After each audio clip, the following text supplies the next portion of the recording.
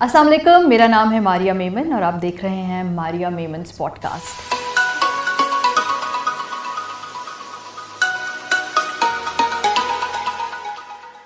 Emotion management, ख़ास तौर पे वो अनकंफर्टेबल इमोशंस जिनको हम छुपाते हैं या जिनसे हम नज़रें चुराते हैं, जिसमें एंगर है, डिसअपॉइंटमेंट है, रिजेक्शन है और एज एडल्ट्स हम कभी खुद भी उससे स्ट्रगल करते हैं।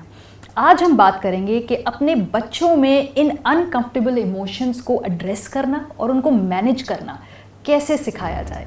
और इस पे बात करने के लिए मेरे साथ मौजूद हैं Tania Adam Khan, my very good friend. Thank you Tania. ये इंटीग्रेटिव साइकोथेरेपिस्ट भी हैं और प्राइवेट प्रैक्टिस भी अपनी करती हैं और बड़ी इनसे मिलके मुझे नई इश्यूज़ पे एक मुख्तलिफ सोच जो थी वो मिली है।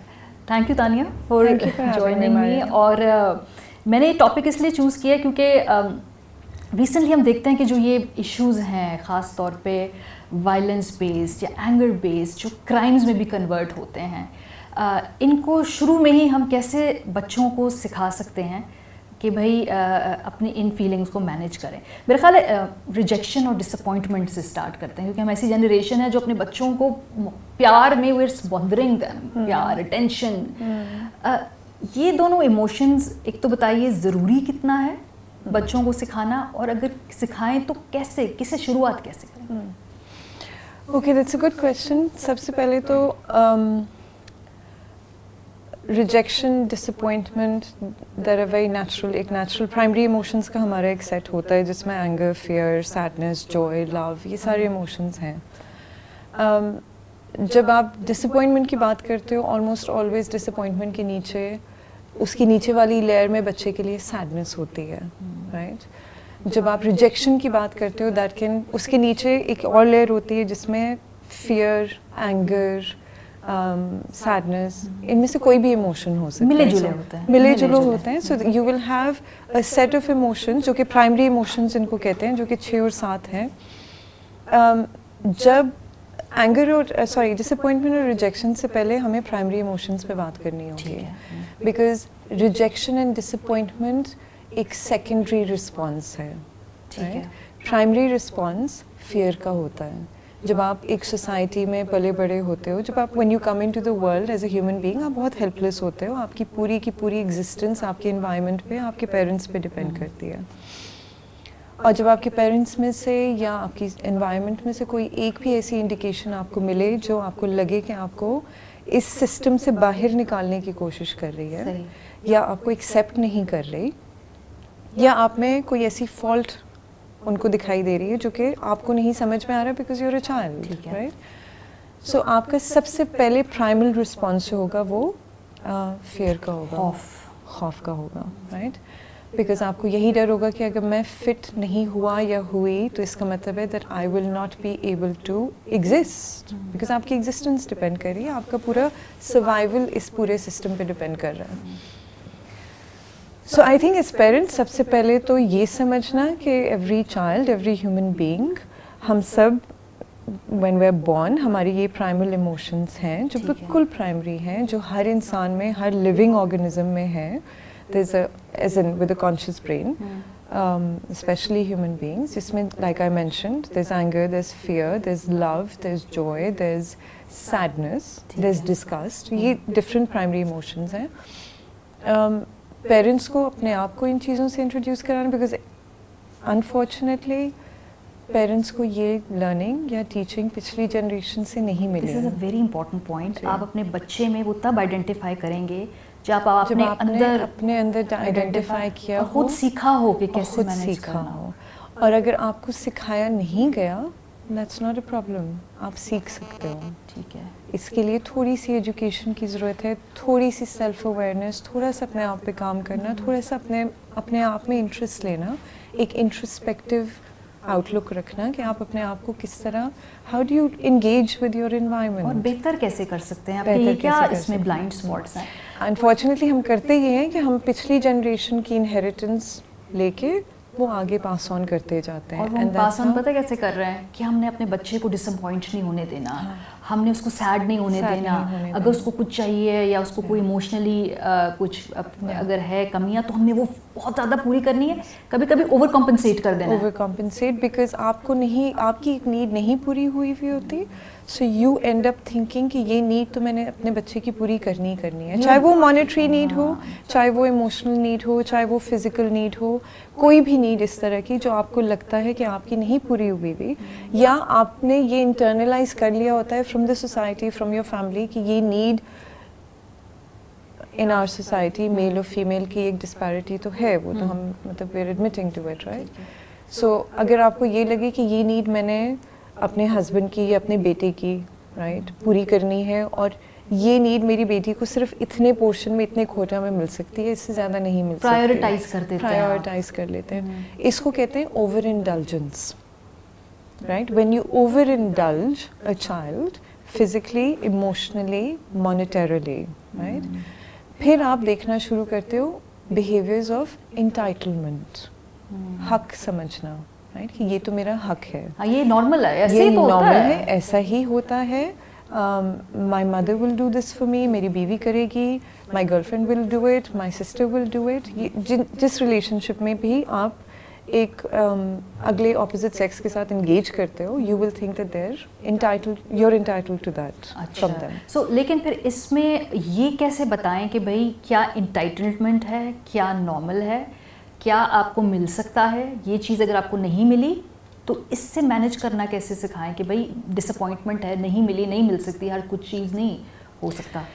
अगर आप फोकस उस चीज़ पे कर रहे हैं जो नहीं मिली, एंड यू से कि अच्छा नहीं मिली, it's okay, next year you have to try for whatever, हर फैमिली का अपना एक कल्चर होता है, फिर आप you are doing something that's very misleading to the child. Actually आपको करना क्या है, that you have to focus on the child and से अच्छा आपको नहीं मिली, हाउ डज दैट फील, आपको लगा कैसे, आपको कैसे लगा, ये बुरा लगा, गुस्सा आया, right, are you sad, no problem, let's talk about that, अच्छा let's engage with that, right. सबसे पहले आपने सबसे ज़रूरी काम जो किया, आपने एकदम from a outside thing you just taken it to the child's emotion, right. आपने उसको उसके साथ कनेक्ट कर दिया कि अच्छा मेरे ये इमोशंस होते हैं जब मैं डिसअपॉइंट होता हूँ, राइट, मुझे या गुस्सा आता है, ठीक है, या मुझे दुख होता है, right, I get upset, and then you give them a healthy way to express that. ये बड़ी इंटरेस्टिंग बात है, क्योंकि मुझे याद है आपने एक दफ़ा हमसे पूछा कि आपका एंगर से रिलेशनशिप क्या है? और मेरे लिए ये इंकशाफ था, देखिए ना, I mean in almost in वे पास माई मिड-30s कि क्या मेरा एंगर से रिलेशनशिप भी होना चाहिए, बिकॉज हम तो कहते हैं तो बुरी बात है, ये तो गुस्सा करने वाले लोग तो बहुत गलत है। ये ज़रा लोगों को एक्सप्लेन करें कि क्या होता है। लाइक आई सेड मारिया, एक सर्टन सेट ऑफ इमोशंस हैं जिनको आप डिनाई कर सकते हैं, you can push them out of your awareness, या फिर आप उनकी एग्जिस्टेंस से अपने आप को दूर कर सकते हैं, थिंकिंग कि आप because you are doing that they don't exist और affect you, but it's that's a gross misunderstanding of human nature, right? Because the fact is that you will feel all these emotions. अगर आप healthy तरीके से इसको express नहीं करोगे, अगर आपको सिखाया नहीं गया, आपको एक blueprint नहीं दिया गया growing up, you will find ways to express it. गुस्से में क्या healthy आप expression violence, है? well, गुस्सा is a natural emotion. So उसको आप healthy- मेरे साथ कुछ गलत करो, for example, I am sitting here and in this moment मैं और आप इधर चाय पी रहे हो, कॉफ़ी पी रहे हो, and गलती से you spill the coffee on me. Instant reaction मेरा क्या होगा? Fear के अलावा मुझे गुस्सा भी आएगा कि you know, मतलब ये लापरवाही, this is careless, why did you do that?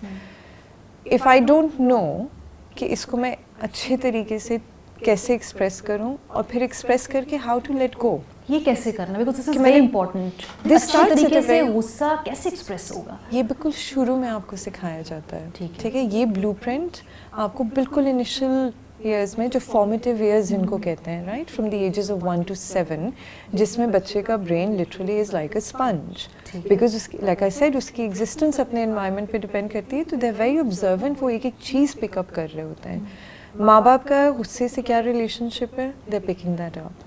माँ बाप का इसके साथ क्या रिलेशनशिप है, और इसका जो गुस्सा है उसको माँ बाप कैसे रिसीव कर रहे हैं। ठीक है, बच्चे के साथ माँ बाप उसका जब गुस्सा होता है तो वो कैसे रिस्पॉन्स करते कैसे हैं, रिस्पॉन्स करते और माँ बाप आपस में गुस्से को कैसे कम्युनिकेट करते हैं। माँ बाप का दुनिया के साथ क्या रिलेशनशिप है when it comes to anger, interesting, right. माँ बाप का आपस में कैसा रिलेशनशिप है when it comes to anger, माँ बाप का अपने आप के साथ क्या रिलेशनशिप है when it comes to anger. Interesting बात है क्योंकि हम लोग अपने बच्चों से एंगर के बारे में बात नहीं करते, लेकिन हम डेमोन्स्ट्रेट कर रहे हैं, एग्जिबिट कर रहे हैं। और अगर आप उनसे बात नहीं करें इसका मतलब ये नहीं है कि उनको समझ नहीं आ रही, जो आप कर रहे हैं वो ही उनको समझ में आ रही है। और ये अनफॉर्चुनेटली बहुत सारे प्राइमरी इमोशंस के साथ होता है। This is not just with anger, हम फियर में भी यही करते हैं। We don't talk about our fear to our children because authority figures, fear हम बोलेंगे तो हम वनरेबल या वीक लगेंगे, so we don't talk about it, but we exhibit signs of fear and a child is very observant.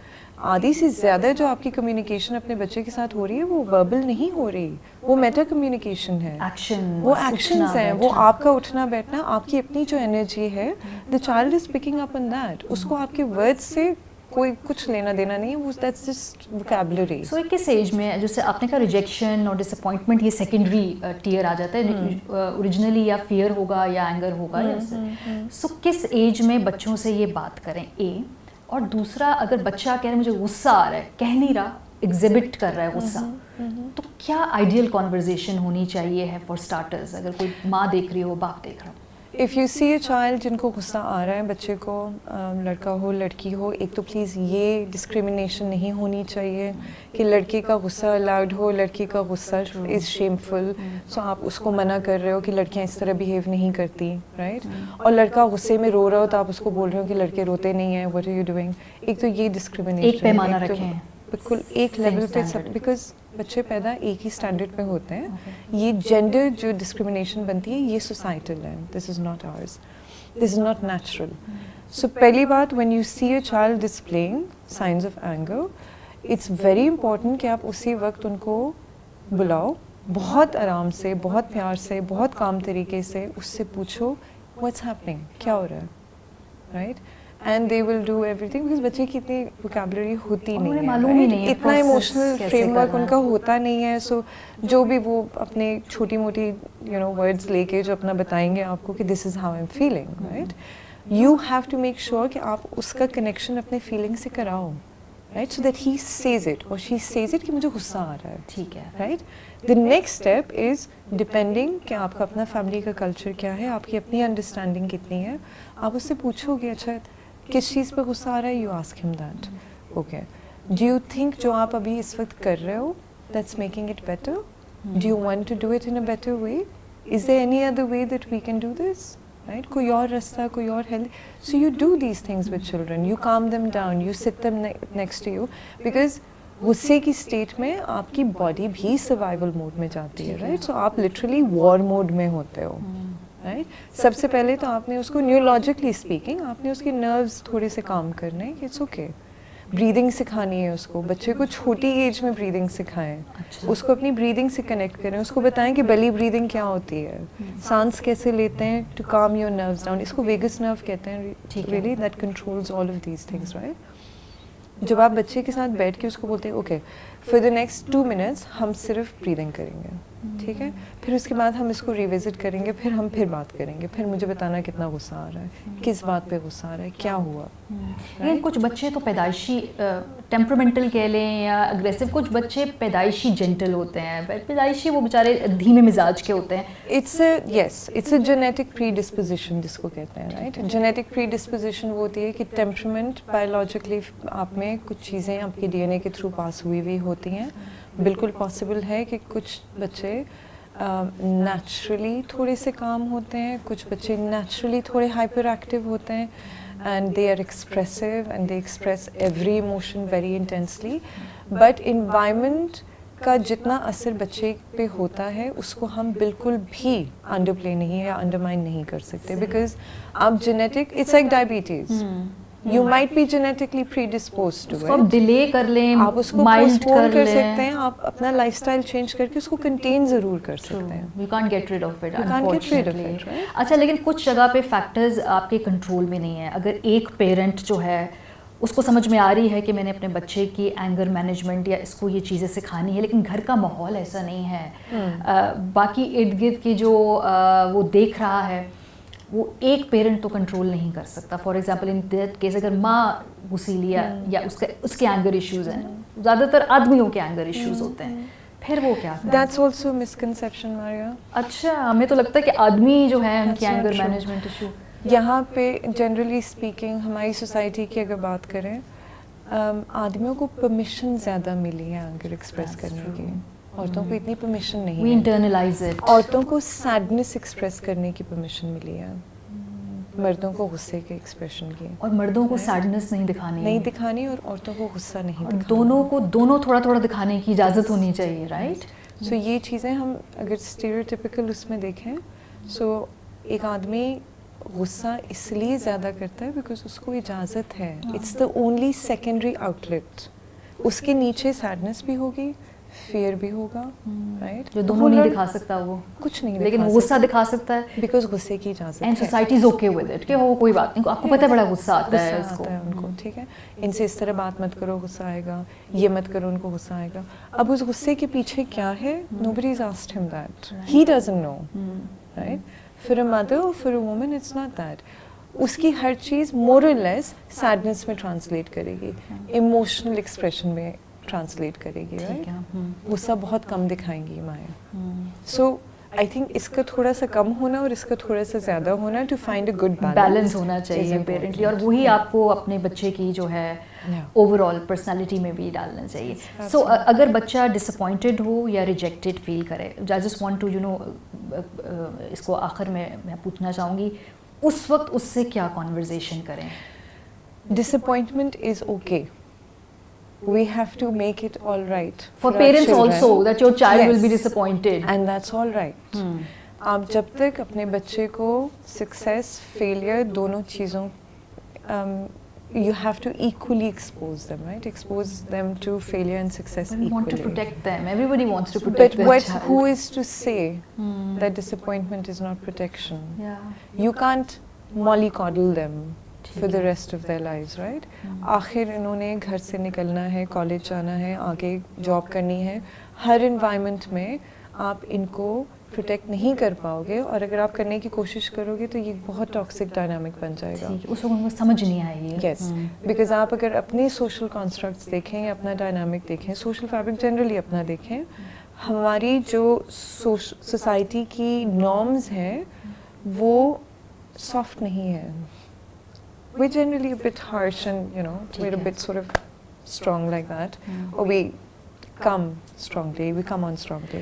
So उनको expose करें, उनसे बात करें, प्रॉब्ली अपनी स्टोरी बताएं कि कभी बेटा मेरे साथ ऐसा हो तो मैंने रिलेट करें। आप इसको एक बहुत पॉजिटिव ट्विस्ट दे सकते हैं। आप उनकी हर डिसअपॉइंटमेंट जो कि उनकी परसीव्ड फेलियर है, आप उसको लेके उनको आगे के रास्ते दिखा सकते हैं, बिकॉज डेड एंड तो कोई चीज़ नहीं होती ना, कोई चीज़ डेड एंड नहीं होती। They should not feel hopeless. हाँ, there is always a room for come back. Yes, so disappointment और होपलेसनेस या डिस्पेयर में फ़र्क होता है। Disappointment is just situational, despair is something you want to avoid in a child, right? So you can take every disappointment जो एक बच्चा feel कर रहा है, and you can ask them to look for something other than जो इनके mind में एक आइडिया था, उससे हटके कुछ सोचें। Amazing, right? उससे हटके कुछ देखें। Thank you so much Tania. तो हमने तानिया से आज बात की है एंगर, जो कि प्राइमरी इमोशन है, और उसके बाद जो रिजेक्शन और डिसअपॉइंटमेंट होती है, ख़ास तौर पे बच्चों में छोटी एज में कैसे उनको वो मैनेज करना सिखाएं। फीडबैक ज़रूर दीजिएगा। खुदा हाफिज़।